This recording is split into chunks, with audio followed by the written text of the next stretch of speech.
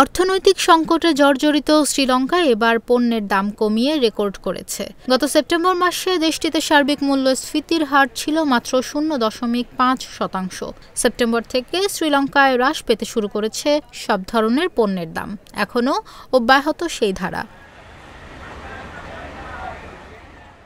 এর আগে সর্বশেষ মূল্যস্ফীতির এমন হার দেখা গিয়েছিল 1995 সালে। ওই বছর দেশটির মূল্যস্ফীতির হার নেমে গিয়েছিল 0.9%। সেই হিসেবে বর্তমানে মূল্যস্ফীতির যে হার তা নিশ্চিতভাবেই 1948 সালে ব্রিটিশ ঔপনিবেশিক শাসনের পর শ্রীলঙ্কার গত 76 বছরের ইতিহাসে এই প্রথম। আদমশুমারি ও পরিসংখ্যান অধিদপ্তরের প্রতিবেদনে উঠে এসেছে, সেপ্টেম্বরে মূল্য সংকোচনের কারণে খাদ্যদ্রব্য ও খাদ্যদ্রব্য বহির্ভূত ব্যয় কমেছে।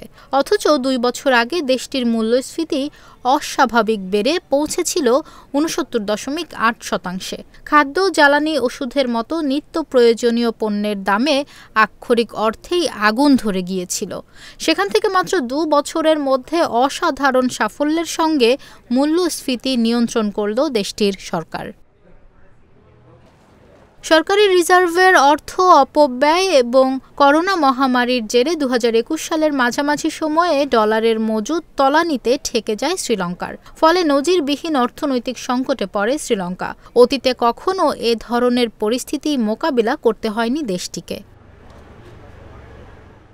জনগণের প্রবল বিক্ষোভের মুখে 2022 সালের মাঝামাঝি দেশ ছেড়ে পালাতে বাধ্য হন শ্রীলঙ্কার প্রেসিডেন্ট গোতাবায়া রাজাপাকসে। তিনি ক্ষমতা ছেড়ে দেওয়ার পর নতুন প্রেসিডেন্ট হন রনিল বিক্রমাসিংহে।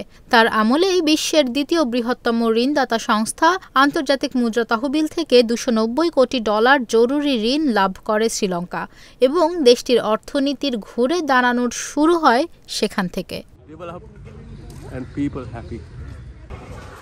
গত সেপ্টেম্বরে প্রেসিডেন্ট নির্বাচন হয়েছে শ্রীলঙ্কায়। সেই নির্বাচনে জয়ী হয়ে দেশটির নতুন প্রেসিডেন্ট হয়েছেন অনুরাকুমারা দিশানায়েকে। তিনি ইতোমধ্যে জানিয়েছেন যে IMF-এর সঙ্গে সম্পর্ক চালিয়ে যেতে তিনি আগ্রহী। তবে যেসব শর্তে সংস্থাটি ঋণ দিয়েছে সেগুলোর মধ্যে কয়েকটি শিথিল করতে চান তিনি।